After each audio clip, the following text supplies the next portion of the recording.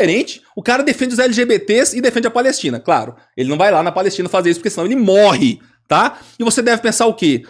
Como é que uma pessoa dessa não consegue pensar uma incoerência tão gritante, tão ridícula essa incoerência?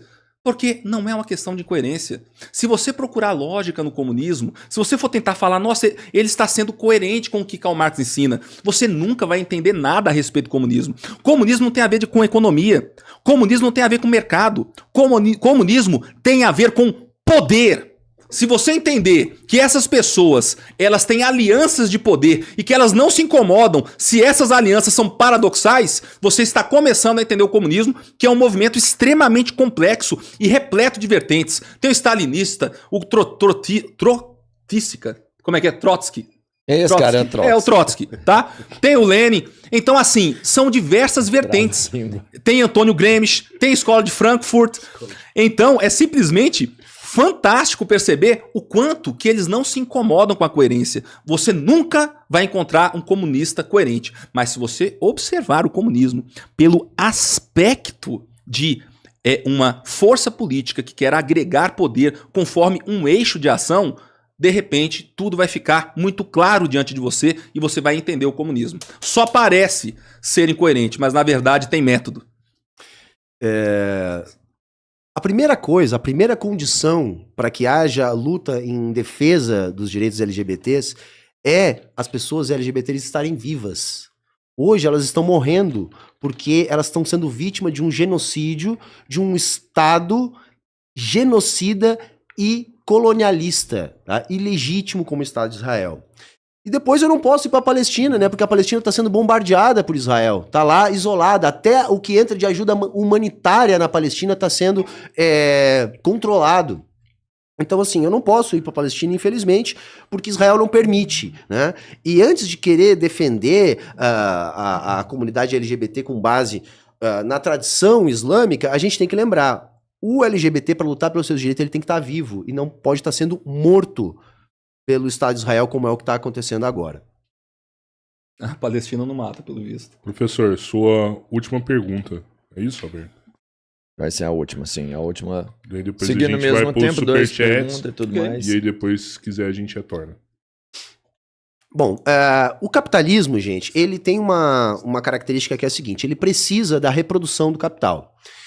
E ele vai encontrando cada vez mais barreiras, para isso vai buscando derrubar essas barreiras. E até que ele chega, inevitavelmente, na guerra. Porque a guerra ela serve sempre para resolver os problemas econômicos, gerando o excedente de consumo a partir do esforço de guerra. E nós estamos de novo hoje nas vésperas de um grande conflito com formação de blocos, onde a ameaça da guerra é mais uma vez uma realidade. O capitalismo já produziu tantas guerras, a gente tem na história o entendimento que as grandes guerras foram grandes choques imperialistas. O Caporeso acha que o imperialismo não existe, mas basta a gente perceber o que está acontecendo no mundo agora para constatar a existência de práticas imperialistas que inevitavelmente conduzem à guerra. Então eu queria que o Caporeso me explicasse se ele não tem vergonha de defender um sistema que inevitavelmente leva à guerra e à morte. É simplesmente um absurdo ele falar que eu disse em algum momento que o imperialismo não existe. E mais absurdo ainda, e de um desconhecimento vexaminoso.